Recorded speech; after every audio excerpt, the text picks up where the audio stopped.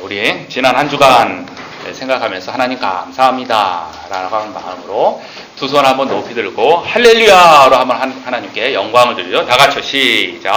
할렐루야.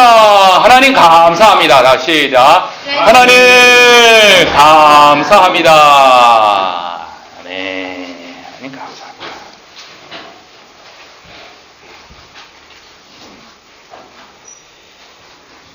종말신앙 있죠. 종말신앙, 종말론이에요. 종말신앙은 기독교 신앙의 핵심 중에 하나예요. 기독교 신앙의 정말 핵심 중에 하나예요. 예수님께서 다시 오십니다 라고 하는 것이죠. 구약시대의 백성들은 메시아가 오십니다 하고, 지금 우리들에게는 예수님께서 다시 오십니다 예요. 이것이 종말이에요. 주님이 다시 오시면 끝이에요. 악한 것들은 다 물러가고 더 이상 존재하지 않고 참 기쁨과 평안함과 만족함, 주께서 주시는 그 만족함이 가득한, 그것만이 가득한 새 하늘과 새 땅이 열리게 됩니다. 이것이 종말이에요. 종말. 그리고 그 종말 신앙은 기독교에 처음서부터 있었어요. 그래서 기독교 신앙의 한 중심축을 이룬 것이 종말 신앙입니다. 진정한 종말 신앙은 우리에게 힘과 용기를 줘요. 특별히 어렵고 힘든 인생을 사는 사람에게 종말 신앙은 진정한 용기를 주고 담대하게 살아갈 수 있는 동기를 부여해 줍니다. 이것만큼 강력한 동기는 없어요. 진정한 종말 신앙은 그렇습니다. 또 하나의 진정한 종말 신앙은 우리를 경건하게 합니다. 죄 많은 세상 한복판에서 우리가 경건하게 살아가야 할 이유, 그리고 그러한 힘은 종말신앙에서부터 옵니다. 주께서 오늘 밤 나를 데려가신다면, 또는 오늘 밤 주께서 오신다면, 그 생각이 우리를 오늘 하루하루를 경건하게 살아가게 합니다. 죄와 멀어지고 죄를 짓지 않고 주님의 뜻에 맞춰 살아갈 수 있는 동기부여에 강력함을 줍니다. 이것이 진정한 종말신앙이에요. 종말신앙. 우리 모두에게 그것을 다 허락해 주셨어요. 이 종말신앙에 이단 사상이 들어오게 되죠. 과거나 지금이나 앞으로도 마찬가지예요. 이단 사상이 들어오게 되는 크게 두 가지가 있는데, 하나는 언제 종말이 옵니다, 언제 예수님이 옵니다 라고 나를 못 받는 시한부 종말 사상이 잘못된 거예요. 언제 옵니다, 이런 것이죠. 우리나라 예전에 1992년도 10월 28일 날 종말이 온다고 무진장이 떠들었어요. 굉장히 떠들었어요. 어떻게 날짜를 계산해서 보니까 어떻게 해가지고 성경적으로 확실하다 하면서 10월 28일 날 밤 12시 무진장이 떠들었어요. 그 이후로 2000년에 또 종말이 온다고 한 3분의 1 분위기로 이제 떠든 적이 있어요. 그러다가 작년 2012년에 종말이 온다고 영화도 나오고 책도 나오고 은근히 떠들었어요. 2020년에 종말이 온다고 주장하는 사람도 지금 있어요. 때에 따라서 어떻게 계산을 하고 어떻게 두드려 맞췄는지는 모르지만 언제 온다라고 시한부로 못 박는 것, 이것은 잘못됐어요. 성경은 그날과 그 시를 알지 못한다라고 우리에게 알려주셨기 때문에 그래요.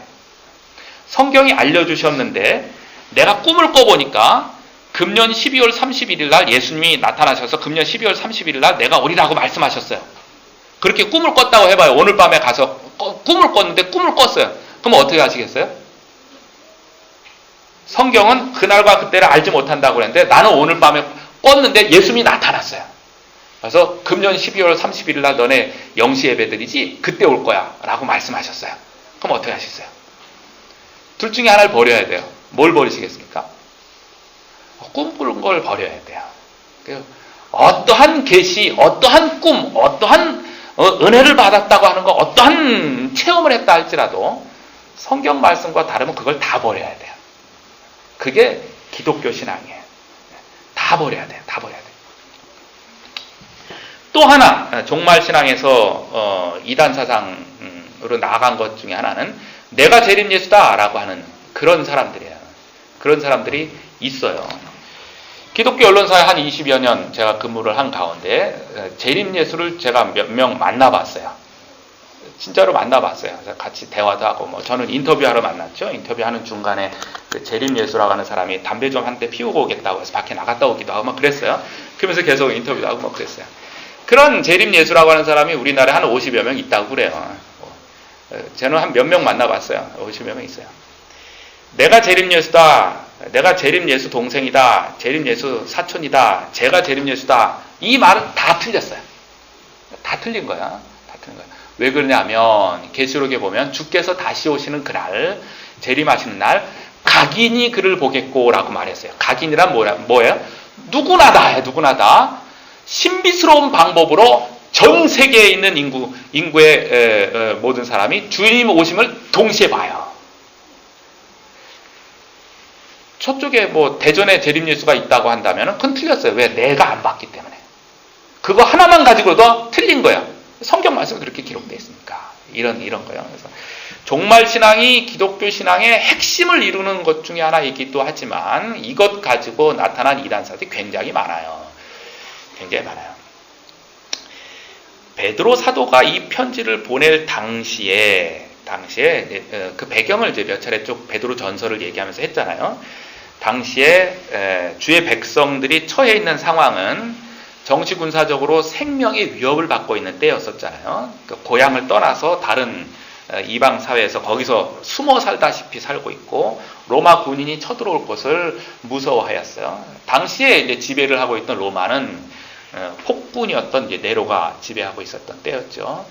기독교인들에게 누명을 씌워서 잡아 죽이려고 하는 어떤 그런 분위기에서 생명의 위협을 받았고, 문화적으로도 이방 문화, 이방 제사 드리는 이방 문화 이런 것에 옆에서 살기 때문에 영적으로 위협을 받고 있고, 또 실질적으로는 지금 이 종말 신앙의 이단 사상으로 말미암아 공격을 받고 있을 때였어요. 그러니까 육신으로도 생명의 위협이요, 영적으로도 생명의 위협을 받고 있을 그런 때였어요. 이단 사상이 뭐냐 하면은 예수 재림은 없다 라고 떠드는 사람들이 그때 많이 있었어요. 기독교인들을 보고 너네들의 주님이 예수님이시냐? 예수님이 다시 오신다고? 아이, 택도 없는 소리, 그런 소리 없다. 예수님이 다시 오시면 없다. 공격을 하는 거예요. 그리고 예수님이 십자가에서 너의 죄를 위해서 죽으셨다고? 그를 믿는 자가 구원을 받는다고? 그 십자가 이야기는 만들어낸 거야. 거짓말이야. 라고 공격하는 그 한복판에 살아가고 있는 때였어요. 오늘 읽은 말씀에 1장 16절에 보면 우리 주 예수 그리스도의 능력과 강림하심을 너에게 알게 한 것이 교묘히 만든 이야기를 따른 것이 아니요. 이거예요. 사람들은 당시 분위기에서 예수님에 대한 이야기를 그거 그냥 교묘히 만든 이야기야. 거짓말이야. 너희들이 믿는 것 잘못됐어. 라고 하는 것에 대해서 반증을 하기 위해서 베드로 사도가 쓴 거야. 교묘히 만든 이야기가 아닙니다. 라고 하는 것이죠. 그 다음에 3장 3, 4절에 보면 먼저 이것을 알지니 말세에 조롱하는 자들이 와서 자기의 정욕을 따라 행하며 조롱하여 이르되 주께서 강림하신다는 약속이 어디 있느냐? 조상들이 잔 후로부터 만물이 처음 창조될 때와 같이 그냥 있지 않느냐? 창조되어진 이 만물 그대로 있잖아. 주님이 다시 오신다고? 그런 게 어디 있어? 없어. 그런 거 없어. 있다면은 너희들이 하나님의 백성인데 하나님의 백성이 이렇게 힘들고 살아가는 게 맞냐? 안 맞잖아. 주의 재림은 없어. 그러니까 그냥 즐겁게 살아 이거야. 당시에 철학 사조 중에 하나가 쾌락주의라는 것이 있었어요. 그냥 즐겁게 살아라는 거예요. 신은 없다. 신의 강림은 없다. 그런 거, 구원 그런 거 없다. 봐라, 우리 주변 봐라. 어제하고 똑같고 내일도 똑같고 계속 똑같잖아. 변함이 없다. 주님의 강림 그런 거 없다. 그냥 즐겁게 사는 게 인생의 답이다. 쾌락주의가 막 번성하고 있을 때였어요. 주의 백성들이 가만 보니까 우리는 육적으로도 생명이 위협을 받고 있고 영적으로도 생명이 위협을 받고 있는데 생명이 위협을 받고 있어요. 그래서 그 전에 베드로 사도가 보낸 편지, 첫 번째 편지 베드로 전서를 보고 힘과 용기를 얻어서 그렇게 살려고 그랬어요. 그들의 믿음을 지탱하는 것 중에 하나가 종말신앙이에요. 주께서 곧 오십니다. 곧 오십니다. 곧. 그때 사람들의 생각한 곧은 한 달? 두 달? 뭐 6개월? 길면 1년 정도? 뭐 이렇게 너무 힘드니까 자신들이 너무 힘드니까 곧이 빨리 왔으면 좋겠다라고 하는 생각을 갖고 있었던 것이죠.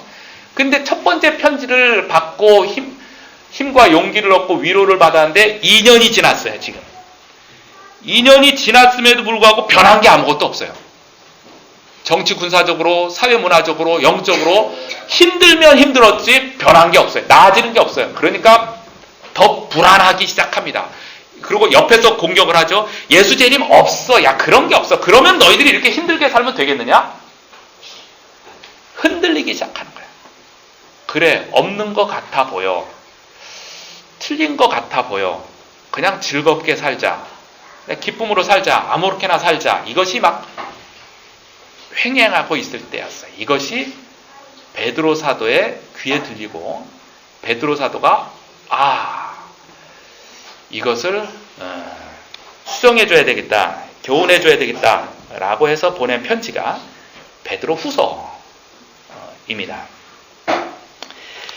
사도 베드로도 그의 개인적인 인생에 있어서는 지금 이 베드로 후서를 쓸 때가 평안한 때는 아니에요. 그도 아마 로마에서 쓴 것으로 보이는데 로마에서 그도 여러 가지로 핍박을 받고 있을 때였었고, 그리고 나서 또 한 가지는 그 개인적으로 지금 나이가 너무 많아서 내가 오늘 세상을 떠날지 내일 세상을 떠날지를 모르는 때였어요. 그러니까 지금 베드로 후서는 그의 인생에 있어서의 마지막 편지라고 볼 수 있는 거예요. 온 힘을 다해서 내가 첫 번째 편지를 보낸 그곳에 한 번 더 내가 편지를 보내야겠다라고 하는 마음을 먹고 작정해서 쓴 편지가 이거예요.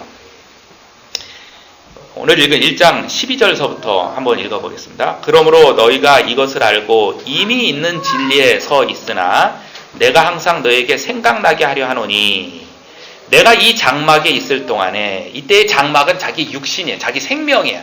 그러니까 이 장막 13절, 내가 이 장막에 있을 동안에 너희를 일깨워 생각나게 함이 옳은 줄로 여기노니 이는 우리 주 예수 그리스도께서 내게 지시하신 것 같이 나도 나의 장막을 벗을 것이 임박한 줄을 알미라.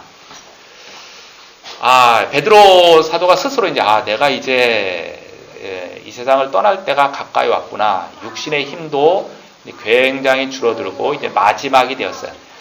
마지막 때에 무엇을 할까? 아마 베드로 사도도 쾌락주의에 빠져 있다면 마지막에 그냥 아무렇게나 살자 뭐 이랬을런지도 모르겠어요. 그러나 그러지 않죠. 마지막 생명이 붙어있는 그 마지막 그 순간까지도 베드로 사도는 성도를 위로하고 힘과 용기를 주는 자기 소명을 감당하면서 마지막 편지를 쓰는 것이죠. 주의 명령을 기억하라고 하는 거예요. 주의 명령을 기억하라. 베드로 후서의 전체의 메시지의 핵심은 이거예요. 이단 사상을 경계하라. 이단 사상을 조심하라 라고 하는 거고, 한 가지는 처음서부터 주어졌던 기독신앙을 든든히 붙잡고 가라 이거예요. 뻔한 거죠. 뭐 어려운 것 아니에요. 처음서부터 주어졌던 믿음의 신앙을 잃어버리지 않고 굳건히 붙잡고 가고, 그 다음에 현실에서 횡행하고 있는 이단 사상을 경계하라 라고 하는 그런 말입니다.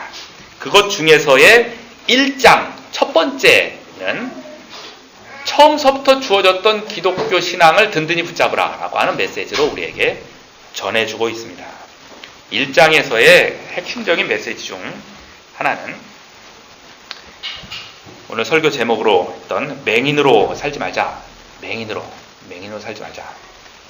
9절에 보면 이런 것이 없는 자는 맹인이라 멀리 보지 못하고 그의 옛 죄가 깨끗하게 된 것을 잊었느니라.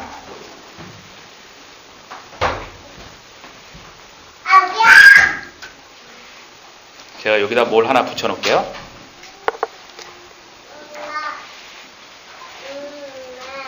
그 뒤에 오른쪽 불 3개를 꺼주시겠어요? 오른쪽 거 3개. 뒤에 공부를 하기 때문에 다 껐으면 좋겠는데 끄지는 않고. 지금 깜깜하다고 생각을 해보세요. 깜깜합니다. 지금 깜깜해요. 깜깜하면은 아무것도 안 보이죠. 아무것도 안 보이는데, 아무것도 안 보이는 거예요, 지금. 아무것도 안 보이는데 제가 불을 비춰서 딱 하면 요게 보여요. 이게 뭐죠? 돼지죠, 돼지. 돼지인데 연필깎이예요. 돼지 모양의 연필깎이. 불을 끄면 안 보이고 불을 켜면 이게 보여요. 그래서 불 켜주세요.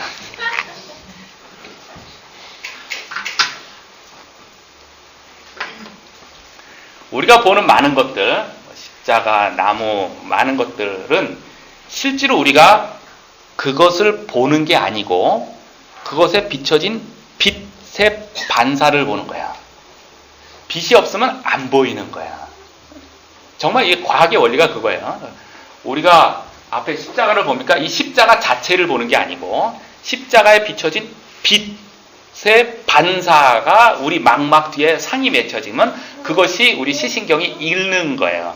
그리고 이 망막에서는 이것이 거꾸로 다 뒤집혀서 맺혀요. 뒤집혀서 렌즈 때문에 거꾸로 뒤집혀져 있는데 그것을 우리가 똑바로 이 뇌신경이 인식해서 비춰지는 것이죠. 그래서 빨간 빛으로 비추면은 빨간색이라고 생각하고 파란 빛으로 비추면 저게 파랗다라고 생각하는 것이 빛을 보는 것이기 때문에 그래요. 원래 색이 안 보이고 빛 때문에 그렇게 보이는 것이죠. 그와 같은 원리로 신앙 면에서 한번 살펴보려고 해요. 예수님께서 요한복음에서 나는 세상의 빛이다 라고 비유적으로 자기 자신을 말씀하셨어요. 나는 세상의 빛이다. 예수님이 비춰주는 그 빛을 통해서만 볼 수 있는 것들이 있어요. 그것이 구원, 영생, 소망, 참된 소망, 주님이 주신 소망, 믿음, 만족, 지혜, 평안 등등등등. 이것은 주님이 비춰주시는 그 빛을 통해서만 우리가 보여지는 거야. 구원, 영생, 지혜 그런 것들이 우리 주변에 있는데 우리 주변에 있어요. 믿는 사람이건 믿지 않는 사람은 주변에 있어요. 있는데 예수님의 빛을 통해서 비춰줘야만 그것이 보이고 그것이 비춰지지 않으면 내 옆에 있는 데가 안 보이는 거야. 주께서 우리에게 예수님 나는 세상의 빛이다라고 하는 예수님의 빛을 비춰줬기 때문에 우리가 보인 거예요. 영생이 보이고 구원이 보이고 지혜가 보이고 평안함이 보이는 거야. 주님이 비춰줬기 때문에 그런 것입니다. 이 빛을 모르는 자는 맹인이에요. 오늘 본문에서의 맹인은 육신의 눈으로 안 보이는 그걸 말하는 건 아니에요. 그죠? 예수님의 빛으로 비춰진 그것을 보지 못하는 자, 그를 맹인이라고 부릅니다. 첫 번째, 오늘 본문에서 맹인으로 살지 말자라고 하는 의미의 첫 번째는 과거의 맹인으로 살지 말자라고 하는 것이죠. 과거에 비춰준 빛이 있어요. 그것이 안 보이는 거야. 9절 한번 볼게요. 9절. 이런 것이 없는 자는 맹인이라 멀리 보지 못하고 그의 옛 죄가 깨끗하게 된 것을 잊었느니라. 그의 옛 죄가 깨끗하게 된 것을 잊어버렸어요. 이미 우리 인생 중에 과거에 주께서 빛을 비춰줘가지고 구원이라는 것을 보게 해주셨어요. 그걸 만나게 해주셨고 그것을 소유하고 기쁨으로 충만하게 살아가는데 현실에 있는 여러 가지 생명의 위협들로 말미암아 과거에 봤던 그 빛을 까먹어 버렸어요. 그래서 내가 하나님의 자녀가 아닌가 봐. 그때에 봤던 것은 환상이었었나 봐. 이 정도로 까먹어 버린 것이죠. 그래서 이때의 베드로 사도가 우리에게 다시 한번 권면합니다. 오늘 우리에게도 마찬가지예요. 믿음의 눈을 떠서 과거에 봤던 것을 다시 한번 회상하십시오. 주께서 어느 날 내 인생에 찾아오셨어요. 내가 초청하지 않았는데 죄에 빠지고 죽어야만 되는 내 인생에 주께서 찾아오시고 먼저 손을 내밀어 주셨어요. 내가 무엇인가를 잘한 것이 없는데 아무 조건 없이 먼저 손을 내밀어서 나를 붙잡아 주셨어요. 이것이 보여야 돼요. 이것이 보여야 과거의 맹인으로 살지 않는 것이죠. 그래서 그것 보고 그 믿음의 확신을 다시 한번 일깨우는 것이 오늘을 살아가는 우리들의 힘과 용기요, 우리들의 모습이 되는 것이죠. 과거의 맹인에서 일깨워야 됩니다. 두 번째는, 과거 했으니까 이제 오늘이죠. 현재의 맹인으로 살지 말자. 과거의 것을 다시 한번 회상해서 믿음의 확신을 다시 한번 얻고, 그리고 오늘을 보니까, 오늘 현재를 보니까 이단 사상이 너무 우리를 괴롭히고 있어요. 또 사회, 군사, 정치, 문화적으로도 우리를 너무나 힘들게 만들고 있어요. 그 한복판에서 우리가 어떻게 살아야 하는가에 대해서 4절서부터 우리에게 다음과 같은 말씀을 하고 있죠. 이로써 그 보배롭고 지극히 큰 약속을 우리에게 주사 이 약속으로 말미암아 너희가 정욕 때문에 세상에서 썩어질 것을 피하여 신성한 성품에 참여하는 자가 되게 하려 하셨느니라. 신성한 성품. 그러므로 너희가 더욱 힘써 너희 믿음의 덕을, 덕의 지식을, 지식의 절제를, 절제의 인내를, 인내의 경건을, 경건의 형제 우애를, 형제 우애에 사랑을 더하라. 믿음에서부터 사랑까지 진행이 되죠. 믿음에서부터 사랑까지 그 안에 몇 가지가 나와요. 덕과 지식과 절제와 형제 우애가 나옵니다. 생명이 위협을 받고, 육적 생명, 영적 생명의 위협을 받고 혼란스러운 한복판에서도 믿음을 가지고 사랑 가운데 살아가야 돼요. 덕과 지식과 절제와 형제 우애, 순서가 있지는 않아요. 다 포함된 것입니다. 그리고 특별히 이때 형제 우애에 이때 말하고 있는 형제 우애는 우리의 혈육의 가족을 말하지는 않아요. 그걸 뛰어넘는 걸 말하는 거예요. 형제 우애를 하라. 혈육의 가족을 뛰어넘는 그 밖에 있는 사람들의 형제 우애, 이것을 하라. 그것을 할 때만이 오늘 우리가 맹인으로 살지 않는 거예요. 이러한 믿음과 사랑을 행하는 것이 오늘 비춰주는 빛으로 세상을 바라보고 살아가는 우리들의 모습인 것이죠. 그래서 맹인이 되지 않아요. 지금이 12월 달이죠. 12월 달은 한 해를 되돌아보고 또 내년 한 해를 또 계획하는 그러한 해이기도 합니다. 흔히 이런 얘기를 많이 하죠. 오늘도 우리가 동일하게 한번 생각을 해봤으면 좋겠어요. 자, 금년 12월까지 살았는데 금년 한 해를 살면서 좀 내가 사랑이 좀 부족했고 좀 아쉬움이 남는 그런 사람 있습니까? 있다면 지금 누가 생각납니까? 이거 생각해내셔야 돼요. 생각하셔서 네. 생각하셔서 금년이 가기 전에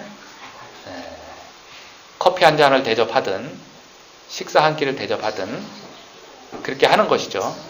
예수님께서 과거에 나에게 찾아오신 것과 같이 먼저 가는 것이 중요한 거예요. 먼저 가는 것이죠. 그 다음에 또 한 가지는 조건이 없어요. 저 사람이 어떻게 나한테 잘 해줬기 때문에 그건 누구나 다 할 줄 알아요. 조건 없이 예수님께서 우리에게 오셨을 때 나에게 어떤 조건이 있었나요? 없었어요. 죄로 말미암아 죽어야 될 만한 아무 조건을 갖고 있을 능력이 없어요. 그러한 나에게 찾아오셔서 먼저 손을 내미신 것 같이 행하는 것이 오늘 본문에서 말하는 형제 우애예요. 내가 먹을 것 다 먹고 배부른 다음에 남는 것 가지고 주는 것, 그걸 말하고 있지 않아요. 그것은 믿는 사람이건 믿지 않는 사람이건 다 할 줄 알아요. 그걸 말하는 게 아니고,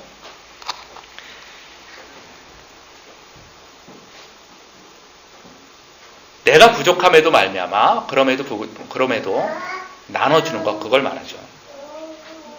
저도 생각을 해보니까 한 3명 정도 생각이 났어요. 3명 정도 생각이 나서, 한 사람은 지금 친해지려고 지금 노력하고 있고, 2 사람은 이제 금년이 가기 전까지 한 번 더 연락을 해서 친해지려고 계획을 세웠어요. 예수님이 아니라면 그냥 끊고 말죠. 그죠? 누가 뭐라고 할 사람이 아무도 없어요. 예수님 때문에, 주께서 나에게 먼저 그렇게 찾아오신 그것 때문에 주님을 닮아가는 그 마음 가지고 부담을 갖게 되는 거예요. 거룩한 부담이죠. 거룩한 부담으로 이렇게 나가는 것입니다. 그것이 오늘 맹인이 되지 않는 우리들의 신앙의 모습이죠. 그런데 한 번 더 생각을 해보면, 그렇게 살아간다는 것이 말이 되나요? 어떤 면에서 보면 말이 되질 않아요. 한번 볼까요? 다시 한번 생각해 볼까요? 당시 사람들은 생명의 위협을 받고 있어요. 오늘 죽을지 내일 죽을지 몰라요. 로마 군사들이 쳐들어와서 언제 잡아갈지 몰라요. 굉장히 두려움에 쌓여 있어요. 엄청난 두려움에 쌓여 있어요. 그리고 문화적으로도 이방 문화, 이방인들이 드는 제사, 거기에 참여해야 되는지 말아야 되는지 그들의 영향을 받고 이런 것에 있고, 심지어는 이단 사상으로 말미암아 공격을 받고 있고, 그것이 흔들리고 있어요. 어떤 사람은 하나님의 백성임에도 불구하고 이단 사상 때문에 넘어간 사람도 생긴 거예요. 왜? 우리의 상황이 너무 열악하고 힘드니까. 힘들어요. 그리고 그들의 공격 때문에 생각해 보니까 정말 내가 예수 믿는 게 이게 맞나? 주님이 다시 오실까? 여기까지 생각이 드는 거야. 내가 너무 힘든 거야. 내가 배가 고프고 내가 다리가 아픈 거야. 내가 너무 힘든 거예요. 그런데도 불구하고 오늘 말씀에서 옆에 있는 형제가 힘드니까 그에게 빵을 나눠주라. 이게 가능해요? 말이 돼요? 하나님, 내가 지금 배가 고픈데, 내가 배고프고 빵이 오고 하나밖에 없는데 이걸 잘라서 나눠주라고요? 하나님 지금 말이 되는 소리를 합니까? 내가 배불러야죠. 내가 먼저 안정이 돼야죠. 그래야 나눠줄 거 아닙니까? 이게 말이 맞잖아요. 논리상 맞잖아요. 그런데도 불구하고 나눠주라는 거예요. 여기에 기독교 신앙에 비밀이 담겨 있습니다. 기독교 신앙, 정말 기독교 신앙의 핵심 비밀이에요. 내가 배고프고 내가 아프고 내가 힘들지만 나에게 있는 빵을 그래도 잘라서 옆에 있는 사람에게 나눠줄 때, 어떻게 보면 객관적으로 그가 나보다 더 부자예요. 그럼에도 불구하고 그가 배고파하는 모습을 보고 잘라서 나눠줄 때, 우리 하나님께서는 그도 회복시켜주고 동시에 나도 회복시켜 주십니다. 이것이 기독교 신앙의 비밀이에요. 우리가 한평생 인생 살면서 이런 신앙 맛보고 살아야 되지 않겠습니까? 아직까지도 하나님 내 배를 채워주십시오. 내 배를 채워주시고 풍성하게 해주시고, 그러고 나서 내가 11조를 드리겠습니다. 아니 10의 2조를, 나에게 월급을 한 달에 1,000만 원씩 주십시오. 내가 11조를 드리겠습니다. 나에게 배를 채워주십시오. 그리고 남는 거 내가 많이 드리겠습니다. 아직까지 이 신앙 가지고 기도하고 무릎 꿇고 그러고 있습니다. 언제 그게 채워질까요? 채워지고 나면 진짜 할 수 있을까요?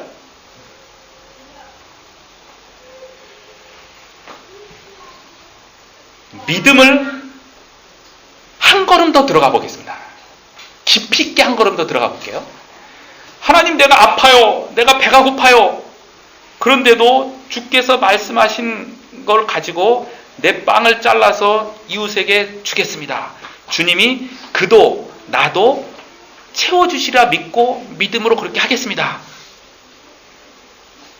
했는데 그는 배불러졌는데 나는 여전히 배고파요.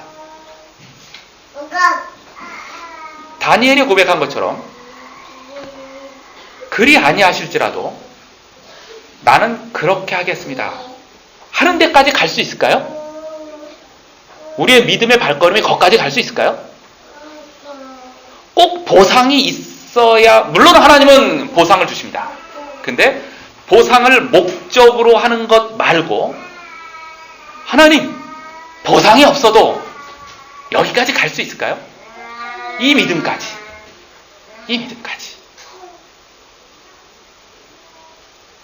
주께서 오늘 밤에 오실 수도 있는데 내 생명 다하는 그날까지 이 깊이 있는 데까지 한번 가봐야 되지 않을까요? 인생 살면서. 그렇게 살 때 오늘 맹인이 되지 않습니다. 그 시각이 없으면 눈은 뜨고 있어도 교회를 다닌다고 해도 예수 믿는다고 해도 사실 맹인이에요. 내 배를 채우기를 위해서 따라다니는 맹인에 불과해요. 오늘 맹인으로 살지 말자 하는 것은, 그리고 오늘 말씀대로 덕에 지식을 절제에 형제 우애를 그리고 사랑을 더하라. 그것은 내가 먼저 그렇게 풍성하고 나서 그렇게 하라는 얘기가 아니고 전혀 그러지 않은 상황 중에 있는 주의 백성한테 그렇게 하라라고 말씀하신 거예요. 그래서 그 말씀 앞에 엎드리는 것 자가 맹인으로 살지 않는 것이다. 한 가지 더, 미래맹인이죠. 9절을 다시 한번 보겠습니다. 9절을 보면 이런 것이 없는 자는, 이런 것은 위에 있는 것을 말하는 거예요. 믿음의 덕을, 지식을, 절제의 인내를, 그리고 경건의 형제우애를, 그리고 사랑을. 9절, 이런 것이 없는 자는 맹인이라. 멀리 보지 못하고, 멀리 보지 못해요. He is nearsight 이렇게 나왔어요. 근시안이다. 근시안. 멀리 있는 걸 보지 못하는 거야.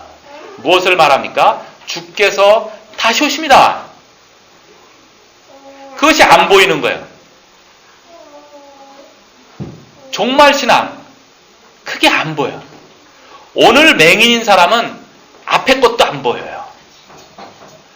오늘 맹인이 아닌 사람, 오늘 해야 할 것이 눈에 보이는 사람은 앞에 게 보여요. 뭐가 보여요? 주님이 오십니다. 오늘이라도 오실 수 있고 내일이라도 오실 수 있습니다. 주님이 오십니다. 이게 보이는 거예요. 이게 보이는 거예요. 과거에 주님의 빛도 보이고, 오늘 함께 하시는 주님의 빛도 보이고, 내일 함께 하실 주님의 빛도 보여요. 이 빛이 보여야 어두운 현실에서도 꿋꿋하게 담대하게 그렇게 살아갈 수가 있다고 하는 것입니다. 그렇게 살아가면 어떤 일들이 일어날까요? 그렇게 살아가면 어떤 일들이 일어날까요? 10절, 11절 말씀이 그렇게 살아가면에 해당되는 거죠. 10절, 11절 제가 읽어볼게요. 그러므로 형제들아 더욱 힘써 너희 부르심과 택하심을 굳게 하라. 너희가 이것을 행한즉 언제든지 실족하지 아니하리라. 실족하지 않습니다. 실족하지 않습니다. 어떠한 이단 사상과 믿음이 그 거짓이다. 예수님이 십자가에 못 박혀 죽었다. 그거는 만들어낸 이야기다. 교묘한 얘기다. 라고 하는 그러한 한복판에서도 실족하지 않고 믿음의 굳건히 삽니다. 그 다음 11절. 이같이 하면 우리 주 곧 구주 예수 그리스도의 영원한 나라에 들어감을 넉넉히 너희에게 주시리라. 영원한 나라에 들어감을 넉넉히 너희에게 주시리라. 영원한 나라에 들어감. 이때의 이미지가, 이때의 그 영원한 나라에 넉넉히 들어간다고 하는 그것은 어떤 그림으로 그린다면 이미지가 다음과 같은 사진입니다. 마라톤이죠. 마라톤 하면은 저는 황영조가 먼저 떠오릅니다. 황영조. 1992년 바르셀로나 올림픽의 금메달 딴 마지막 꼬린 지점 장면이에요. 꼬린 지점 바로 직전에 두 손 들고 환호성을 지르면서 저 얼굴빛, 엄청난 환희의 얼굴을 비우면서 두 손을 들고 지금 꼬린 지점에 들어오는 저 장면이에요. 1936년 베를린 올림픽 때 손기정 선수가 금메달을 딴 이후로, 그때 그분은 일장기를 달았기 때문에 좀 아쉬움이 좀 남죠. 그 이후로 동양인으로선 처음으로 금메달 딴 사람이에요. 올림픽 금메달. 황영조. 가슴이 벅찬 모습이죠. 오늘 지금 읽은 영원한 나라에 들어감을 넉넉히 너에게 주시리라고 했던 이 이미지는 당시에 있어서도 달리기에서 승리하는 모습이에요. 인생 42.19km 엄청난 길이의 마라톤을 막 달리고 마지막 꼬린 지점에서 하나님의 나라를 바로 코앞에 두고 두 손을 높이 들고 주님께 향해서 달려가는 모습. 그리하면 이 넉넉함을 너에게 주시리라. 이것이 베드로 사도가 당시에 있는 백성들에게 주는 위로입니다. 우리도 주께서 다시 오시는 그날에 마라톤 선수가 마지막 꼬린 지점에서 두 손 들고 환희에 찬 얼굴로 달려가는 것처럼 그렇게 주님을 맞이하게 될 것입니다. 이것이 우리의 위로요, 힘이요, 지혜인 것입니다. 정리를 하겠습니다. 그때나 지금이나 우리의 눈을 멀게 하는 그러한 일들이 많이 있습니다. 당시의 쾌락주의, 오늘도 마찬가지죠. 그리고 지난주에 얘기했던 오늘 우리들의 눈을 멀게 하는 물질 만능주의, 개인주의, 과학주의, 심리학에 관한 거 여러 가지 많은 사고방식들이 우리의 눈을 멀게 합니다. 그 한복판에서 우리가 눈이 멀지 않고 똑바로 바라볼 수 있는 것, 맹인으로 살지 말아야 되는데 그것은 과거, 현재, 미래에 비춰주시는, 예수님을 통해서 비춰주시는 그 빛을 통해서 잘 바라보고 살아야 되겠죠. 주께서 과거 어느 날 우리에게 찾아오셨어요. 내 손을 붙잡고 하나님의 자녀 삼아 주셨어요. 오늘도 그 손을 놓지 않고 우리에게 빛을 비춰주셔서 우리가 지금 여러 가지 상황 중에 있지만 그 상황에 세상이 비춰주는, 세상이 주어지는 그곳을 따라가는 게 아니고 세상 한복판에 살지만 하나님의 말씀을 따라가는 이 삶을 살아가게끔 빛을 비춰주시는 것이죠. 그 다음에 주께서 다시 오심에 대한 그 믿음의 빛을 바라보며 힘과 용기를 얻고 그렇게 살아가게 됩니다. 이것이 그때나 지금이나 우리의 위로요, 우리의 힘이요, 용기요, 능력이 될 줄로 믿습니다. 다 같이 한번 저를 따라서 해주시기 바랍니다. 믿음의 눈으로 바라보겠습니다. 다 같이 시작. 믿음의 눈으로 바라보겠습니다. 믿음의 눈으로 세상을 바라보겠습니다. 시작. 믿음의 눈으로 세상을 바라보겠습니다. 믿음의 눈으로 내 이웃을 바라보겠습니다. 시작. 믿음의 눈으로 내 이웃을 바라보겠습니다. 주께서 곧 다시 오심을 믿습니다. 다 같이 시작. 주께서 곧 다시 오심을 믿습니다.